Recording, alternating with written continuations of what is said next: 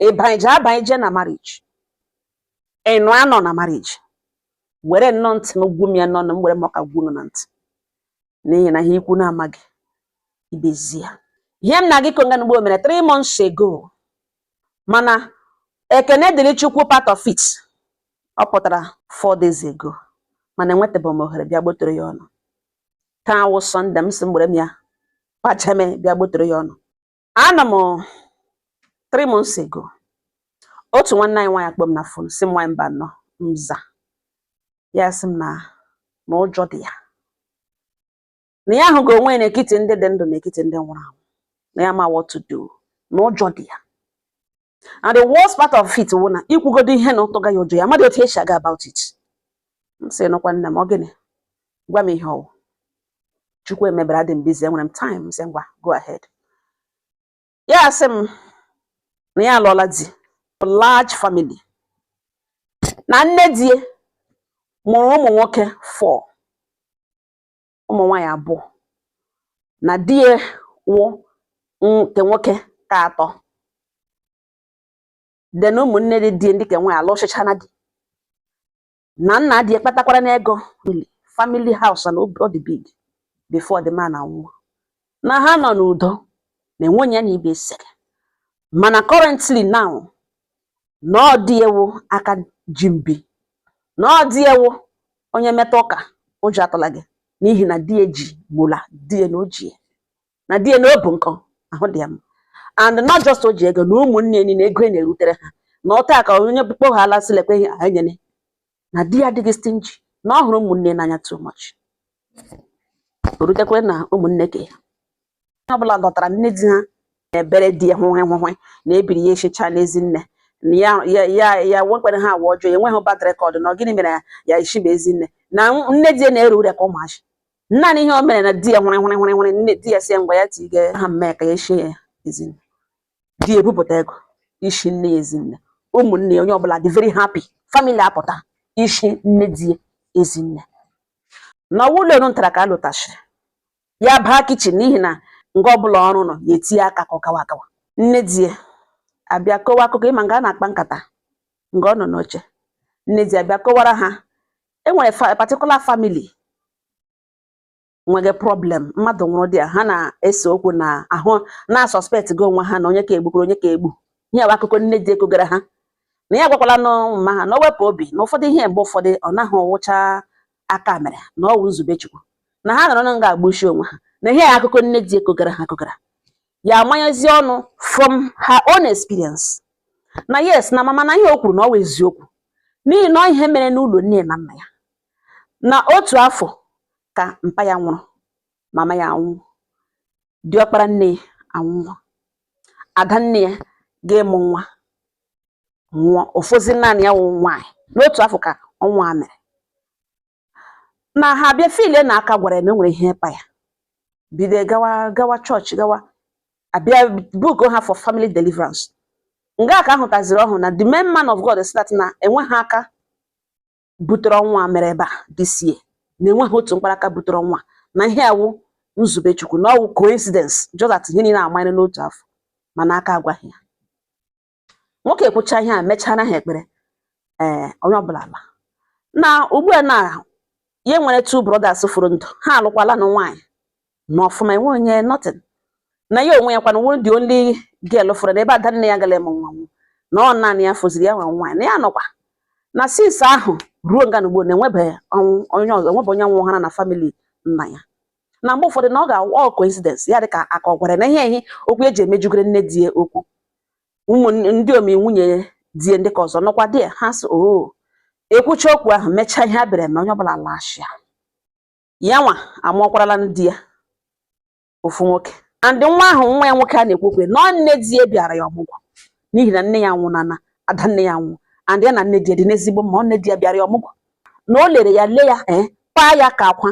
ya zụgakwana ndị suma zụga ihe ya zụrụ nwaanyị ya otu ya shiri lee ya na ọmụgwọ bịara bịa lee na nne di ya ka na-ekwu okwu ya today je nwe ya na ibe ese na nne di ya nwee problem ike ọ kọrọkwana ọ na-alaike ebe a na-ese okwu na ihe asị ya kọwawa nne di na ọ weta ka eshi mara disuma na ọ na-alaike ebe a na-ese okwu ọ na-alaike ebe a na-alụ obere ihe o bewele na ebe akwa ka ụmụaka ọhụmụ ya ọ ga-ere were n'ihi na nne di ya mara mma nna di ya kpatara ego lụọ a very pretty woman na oke uru ahụ ya uru ọ na-erere di ya ugbu a na di ya nọ ya na ụmụ ya ndị ke nwoke ka ịhụ nne di ya ebe ya na ụmụ ya ndị ke nwoke na ka ị ga-ama na nwaanyị na-eru ure zere ka ụmụaka taa ka ụmụ ya ndị ke nwoke anụkọ na-eji egwu n'ọtụ esi mara nne di ya amaghị asụ onye ọjọọ mana nwaanyị mba nọ na-enweghị ihe gbagwojugo ya anya na-ekpekpe ya nwetala na otere ya na-akọrọ m ihe n'ụgbọelu na ya ara ime ọnwa 6 unu echefukwala 3 months ago ka akụkọ akụkọ na ya ara ime ọnwa 6 mana ka e toro di nwunye ya kpọrọ na fon ka ahụ na-erute nso like ọ na-erute nso na-achọ ka ya na ya dị special dị mma kara ndị ọzọ ụfọdụ ụmụ akụkọ na-emegodi na ka ahụ ka di ya tọrọ di ya direct ka ahụ tọkwara ya tọkwa ya mana marriage o jikwa na ụmụ anọ ọ ya ka ya ri ime tugbo ya kogara m mgbere ya ri ime ọnwa 6 na nwunye di ya nọ nta kpọwa ya na fon na-enweghị ya sị ka ya gwe n'ole anya ya na ya bụ dị n'ezigbo mma na ya like ya among nwunye di ha niile na ole otu ya na-eshi erute nso ọ ga-ama na ya like ya ọfụma and ọ matakwa na ya eburu ụzọ bịa ije di na enweghị ya chọrọ ịgwa ihe omimi gbasara nne di ha ọ na-amaghị n'agbanyeghị na nne di ha ọchị na awa ya eze mgbe niile na ọgwụkwa ha otu obi ya dị na nne di ha ataala ya nga ọ fụrụ ya ụfụ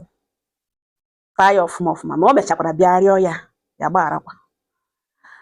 na ya ahụ ga ụtọ nụ n'etiti ya na nne di ya na enweghị ya kpọrọ ya mana ihe eji kpọwa ya ugbu a nwụ na gịnị na ndụ ya nọ on the line a na-anụ ofu ebe kiri mmanwụ na enwere nwaanyị ya na nne di ya nọ n'ezigbo mma kpọrọ na-agwa gị ihe nne di ya kwuru gbasara ya nwa na ọma na akụkọ ahụ ọ kọrọ that day gbasote nne di ụmụ ya na mpa ya na ụmụnne chiri nwụ the same year na nne di ya mere ka ọ wụọ ọchị mana ọ wụghị ọchị na nwaanyị ahụ nne di ya kọgara dị sị gwaga ya na nne di ya sị na nwunye nwa ya ka atọ nke famili oshi na famili ọnwa ike na ya adịghị redi nwa ya nwoke anụ ya na ala obi bugekwana mkpa ezinụlọ ịpụta echi bido liwe ụmụ ya bido liwe ya onwe bido ihe n'ọma ahụ ya arụta na nwunye nwa ya ahụ shi n'okoro ọnwa ike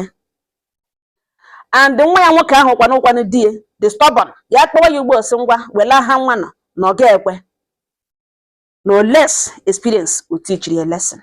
and currently na ya ma na this lady na ọrụ n'ime na ọwụ ugbo ka ya ga-eji mee ihe ya ga-eme nwa ya aghọta that na truly na nwunye enoshi n'okoro ọnwa ike na ọ naanị mgbe ọ ga-ege ya ntị ma ọ bụrụkwa na nwa na ya chọzi this lady na ezinụlọ ya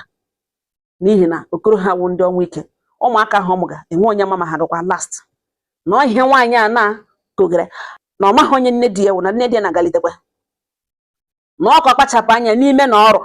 ọ gara emechi ọnụ ya ọ ga-agwagwa nne di ya na ya arụla ime at n'ime na ọrụ na nne di ya chọrọ ime ihe na-adịghị mma ka o nwee ike nwee ọnwụ nwa ka o nwezie ihe ọ ga-eji n'aka bịa gwazie di ya sị nwa na ga-ebi ngana na ọnwụ ike ahụ esoro na-ebịa n'ụlọ ihe a wụ ihe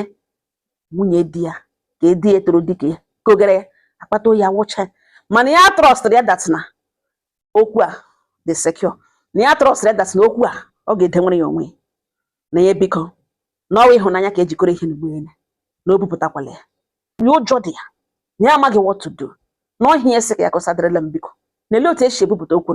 ị hụrụ nwunye di ahụ ka ahụ kọga ihe nne na ọkọgasị ị ga-adị very very careful with that particular lady. Secondly, ọ nọ na otu esi le nne di ọmụgwọ ọ chọzi ka ịkpọ nne di o jighezi special ụtọ nke ga-awụ na ị ga-ezizi ya bịa lee ọmụgwọ instead of nne di ọ chọrọ ịbịaru n'ụlọ and hapụ ya orute n'ụlọ bata that deep ihe ga-emebi n'ime ntọ n'ime ezinụlọ mana okwu o kwuru agwala nne di onye ị ga-agwa ya wụ di gị na di discuss ya ga-esi di na ya ele ihe nwunye nwanne nwoke kọgara na eledele ihe o kwuru na the reason iji na-agwa ya destiny na nwoke o buru ya n'obi adịghị ama enwe complications ka o welite olu mana ị hụrụ afọ n'ugbo ime n'ugbo ere ese na ọkwa nne di ga-ele ọmụgwọ ị chọghị ịma na iji ọsịsị ịchịkọta ka ịkọsadogoro ya okwu n'ugbu a na ị na ihe m na-agwa gị ga-amụ nwa n'udo kuru ya n'udo enwe ihe ga-agara ngụ nwunye di chọrọ create relevance in your life ọ chọrọ sideline that woman ka gị na-eji ka o wee nwee nini dị ilekọta nwa ime ọmụgwọ m ka ọ wụrụ ya nwa ga-abịa ahụta m nne di na o kwuru dịka o kwuru otu a ị na ihe m na-agwa nwaanyị ibe m ya sị m ya nọ ka ị ga-discuss ya with di ngwa di then gị na di nwere ya onwe ọnụ naanị mgbe okwu a ga-apụta ma ịmụcha nwa. Do not sweep this matter under the carpet. Ihe daga n'ezinụlọ. Ọ dị mma ka enwenye na-emetega correct ya because enweghị onye ma otu o si etijigo na ebe ekwugeti ọ na-ebe ekwu. Ọ dị mma ka onye ọbụla hụ ya ọkwapere hụ ya ebe ọ hụidere. Ụmụnne m ekwucha agbanyọ phone 3 months ago. Ọ ya ka m nọ 4 days ago ya akpọ sị m nwaanyị mba nọ by then echetebedị m onye kpọgada nọ sị m na m chetezi ya bi m si gwa ụmụnne m mmadụ ka nkọ ya sị m na ya amụọ na ọmụwa onye si ya kpụwa nne di ya egekwele nwunye di ntị ntie eme ọnụ ya sị amụrụ nwoke m ngụ anyị kelecha m zita ngọ ekele dịrị Chukwu afa ya sị m na mbiko na m chere were nne di ya akpata ya ụwa nsọ bịa akwanụ nga ya sị m yes na m kwuere ya sị mma no this lady onye akọsara mgbe okwu ada na ọkwanụ this lady gwere sị ụjọ atụla ya kpewawa ya bịa na agadi nwa ya were fon ihe ọzọ m nọrọ nwa m ọ ga-adịrị na mma Chineke ga-agọzi nwa m ọ ga-adịrị na mma nwa m ọ ga-adịrị na mma ị ga-enwe nwunye nwa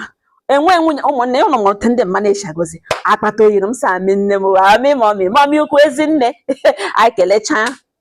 ya si enwe m ọchị gwa m na ọhịa ya sị ka ya gwa m ụmụnne nwa ya agọzicha were hefori nye ihe nwunye nwa ya sị nwa mba nọ m ya sị ka ya gba m ọkpa na ntị na ya mụrụ nwa ya n'udo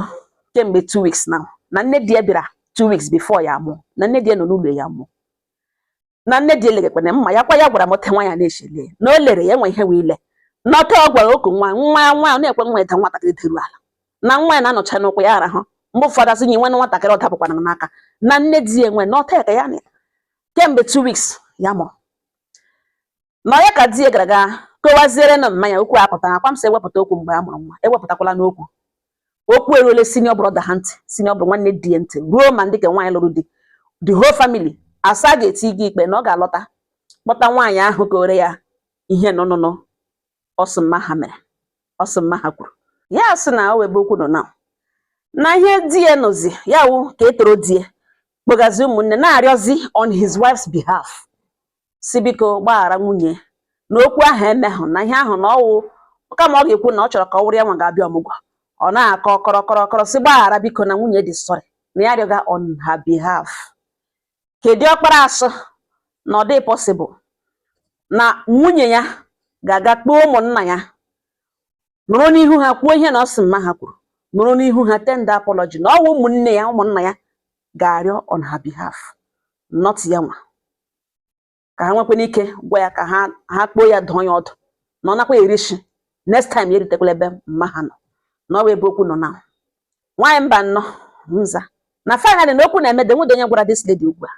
ma ọ fọzikwere nwaanyị ọkọrọ ya anything ụmụnne m nọ m nke obiọma akpa m chai m sị nụkwa ọ sị etile meeting gwakwana ya mgbe ọ ga-akpọ ụmụnna ya abịa ka arịọ na ọwụhụ nwanne ha nwoke ga-arịọtara ya na ya ga-akpọ ụmụnna ya na ọmma ha the woman mụrụ ha niile generally ọ tụgidere asị na asị na ọ chụla ya na enweghị ga-egbu ya egbu mana ọ kpọ ụmụnna ya ka a nọrọ nga ekwuo ihe na o kwuru gbasara mama ha enwe ike rịọ on her behalf ka o nwee ike mee gịnị kpachapụrụ onwe ya anya next time na ọ ụzọ ebe okwu na ugbu a nọ ngala na-elega m iwu onye ọnụtịrịkọ gị nụta ebe gị ga-ekwu ebe gị kpekpọkọ enwenye kwuru enwenye gị na-ekpa gị kuko gị sonye na sọ gị kwuo n'azụ ụlọ gị kwuo n'ihu ụlọ gị gbekpuo na nkụkụ ime ọjọọ ebe ị hụrụ gị igbesa ọka ị na-egbesekwa na-eshi pụpụpụ ụrọ ọka na-emebi ihe kwanyere onwe gị ugwu ịnọ ngala na-akụrụ mgbe niile na-akụchara na asị ekwukwere na ga nwakwala nwa kwugara gị denwere ya onwe na gị denwere ya onwe gị chi denwere onwe gị ọka ahụ ejila ọka ahụ eme ihe mana ịchọ iji ọka ahụ eme ihe edenwere ya onwe gị ọ dị mma ka ị mara nke wee eziokwu mara ọka iji emega ihe ọ nga ọha m n'ọnụ ụmụnne m sọpụrụ m ya congratulations so ọ mụọ na ọ mụrụ n'udo mụọ o ji ogadebe ụmụ okorobịa abụọ na ọ nga ọha m n'ọnụ udo dịrị unu